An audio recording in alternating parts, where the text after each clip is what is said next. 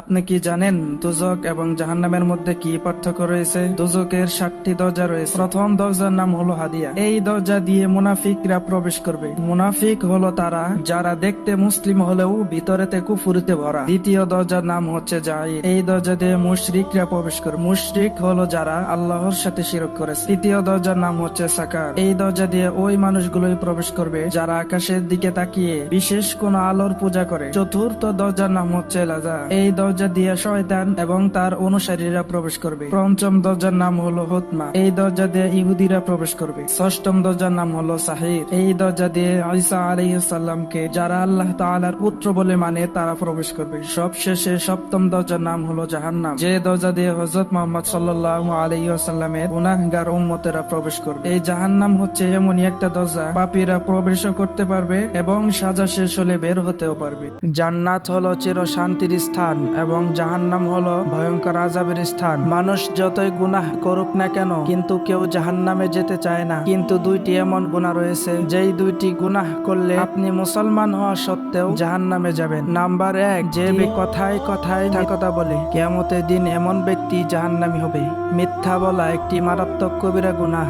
Number 2, যে ব্যক্তি লজ্জা স্থানকে হেফাজত করে না, অর্থাৎ স্ত্রীকে রেখে অন্য নারীর সাথে জানা করা, অথবা স্বামীকে রেখে পর পুরুষের সাথে জানা করে, অথবা বিবাহের আগে কোন নারীর সাথে জিনাহের কাজ করে। কিয়ামতের দিন এমন ব্যক্তিও জাহান্নামী হবে। তাদের লজ্জা স্থানের মধ্যে আগুনের সিরকল লাগিয়ে জাহান্নামের মধ্যে ঝুলিয়ে রাখা হবে এবং তাদের লজ্জা স্থান দিয়ে দুর্গন্ধময় রক্তপুঁজ বের হবে এবং তাদেরকে তা প্রাণ করার নির্দেশ দেওয়া হবে। আল্লাহ তাআলা আমাদেরকে এই দুইটি গুনাহ থেকে বিরত থাকা তৌফিক দান করুন। সকলে কমেন্টে বলেন আমিন। আমাদের প্রাণের নবী হযরত মুহাম্মদ সাল্লাল্লাহু আলাইহি ওয়াসাল্লাম একবার জিবরাইল আলাইহিস সালাতু ওয়াসসালামকে প্রশ্ন করলো, জিবরাইল, তুমি কি আমার উম্মতদেরকে জাহান্নামে জ্বলতে দেখেছো?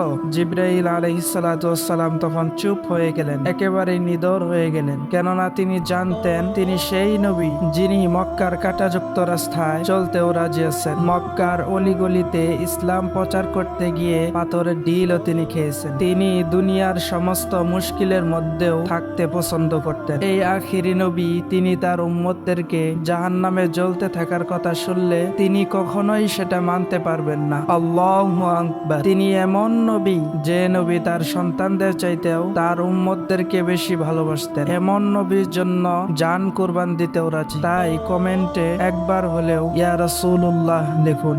সর্বশেষ যেই ব্যক্তি জাহান্নাম থেকে বের হবে এতটাই দুর্বল থাকবে যে সে সহজেই দাঁড়াতেই পারবে না। একটু পর সে জান্নাতের দরজা দেখতে পারবে। এরপর সে আল্লাহর কাছে ফরিয়াদ করবে, ইয়া রব্বুল আলামিন, আপনি আমাকে ওই জান্নাতের দরজার সামনে নিয়ে যান যেন আমি তার ছায়া পাই। আল্লাহ তাআলা তখন তাকে বলবে, হে আমার পাপী বান্দা, আমি যদি তোকে এটা দিয়ে দেই তাহলে আমার কাছে আর কিছু চাইবি না তো? বান্দা বলল, না, আমি আর কিছু চাইবো না। যখন তাকে সেই দরজার কাছাকাছি নেওয়া হবে তখন জান্নাতের সুবাতাস তার গায়ে লাগতে থাকবে। এরপর তিনি আবার আল্লাহর কাছে ফরিয়াদ করবে, হে আল্লাহ, আপনি আমাকে জান্নাতের দরজার কাছাকাছি করে দেন। আল্লাহ তাআলা তখন বলবে, তুই তো আমাকে বলেছিলি তুই আর কিছুই চাইবি না। তখন বান্দা বলবে, আমি ওয়াদা করছি এরপর আমি আর কিছুই চাইবো না। যখন তাকে জান্নাতের কাছাকাছি বসিয়ে দেওয়া হবে তখন জান্নাতীদের আওয়াজ শুনতে পারবে। এরপর সে আবার আল্লাহর কাছে ফরিয়াদ করবে, হে আল্লাহ, আপনি আমাকে জান্নাতের ভিতরে প্রবেশ করিয়ে দেন। এরপর আল্লাহ তাআলা বলবে, তুই তো আমার কাছে ওয়াদা করেছিলি তুই আর আমার কাছে কিছুই চাইবি না। কিন্তু তারপরে আল্লাহ তাআলা তাকে জান্নাতের ভিতরে প্রবেশ করিয়ে দিবে।